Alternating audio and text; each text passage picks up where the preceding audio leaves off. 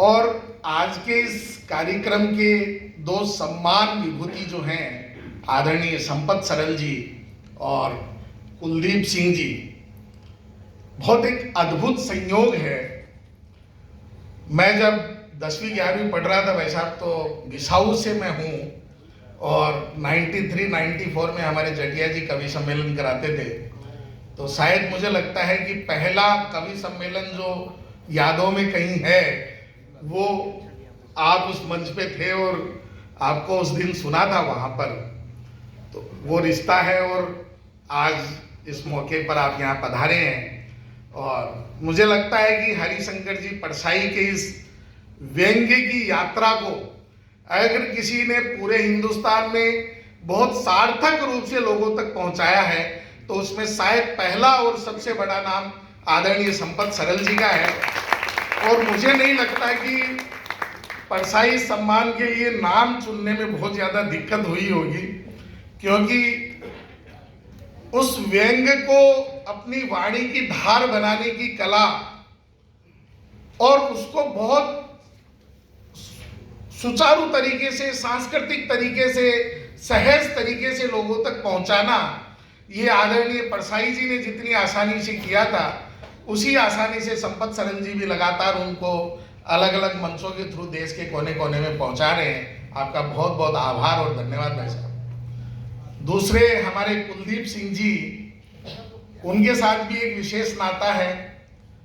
मैं जहां से आता हूं वहां हमारे विशेष प्रकार की रामलीला होती है, मूक रामलीला, जिसमें संवाद नहीं होते और 168 सालों से अनवरत हो रही है।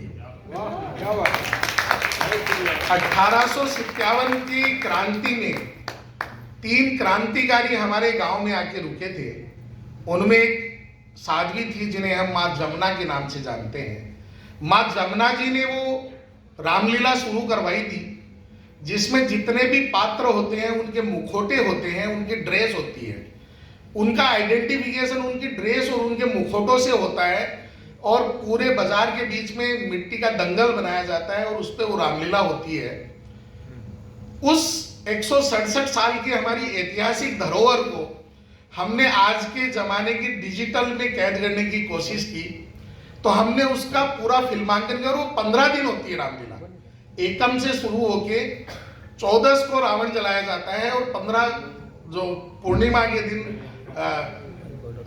भरत मिलाप होता है और 4 घंटे रोज होती है। तो करीब 60 घंटे की रामलीला की रिकॉर्डिंग की और उसको फिर हमने 1 घंटे की उसमें बनाया।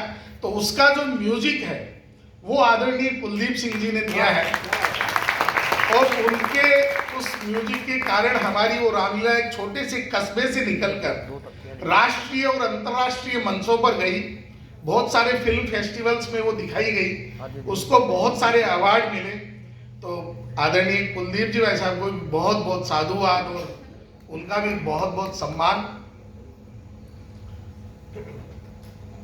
आदरणीय परसाई जी या साहित्य के बारे में कुछ भी कहना तो शायद मेरे लिए सही नहीं होगा, क्योंकि सामने बैठी हुई सभी साहित्यिक विभूतियों में मैं अपने आप को सबसे कमजोर स्टूडेंट मानता हूं।